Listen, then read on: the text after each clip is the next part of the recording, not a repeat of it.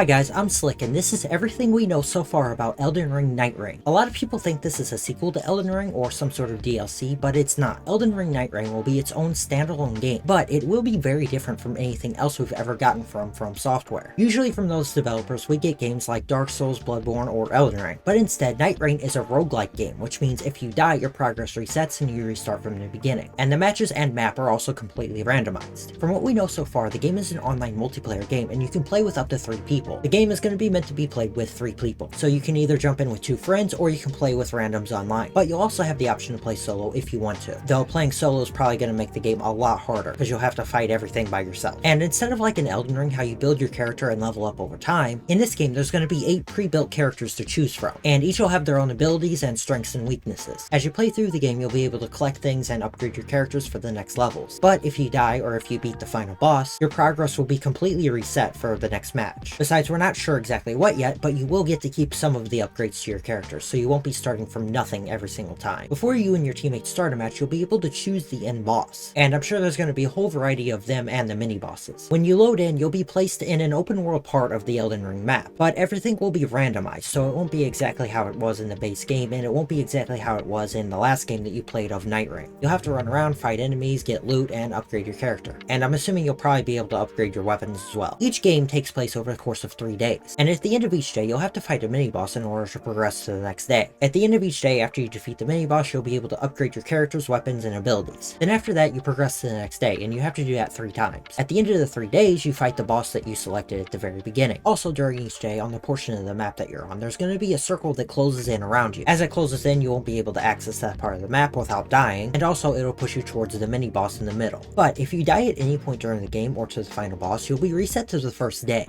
and your character and everything else will be reset to level 0. So if you die, you have to fight your way all the way back up again. Luckily, it won't be too repetitive because it's all randomized and all the enemies and items and everything else is all randomized. If you beat the game, you will be able to go into the next match and keep some of your upgrades to your characters. And also, I'm sure they'll integrate special items that you can spawn in with as well. Now, this game is not going to be a live service game, so although there will be updates to the game, nothing is going to be super limited. Once you buy the game, you own the complete game, which is good in my opinion. And Nightreign won't be a free game, but it won't cost as much as, say, a regular Souls game. It's predicted to cost around the same as the Elden Ring DLC Shadow of the Erdtree. Personally, I'm really excited for Nightreign because number 1, it's something completely new from the franchise. From Software has never created another game like this. And also, I'm a huge fan of roguelike games. Some of my favorite games are Spelunky, Binding of Isaac, and Call of Duty Zombies, which Call of Duty Zombies is technically a roguelike because if you die, you restart from the very beginning. So I'm super excited to see what they're going to do with this. It'll be really cool to see new bosses and stuff and see a new way of fighting them. And I'm curious to see if they're going to be as hard as they are in the original Elden Ring.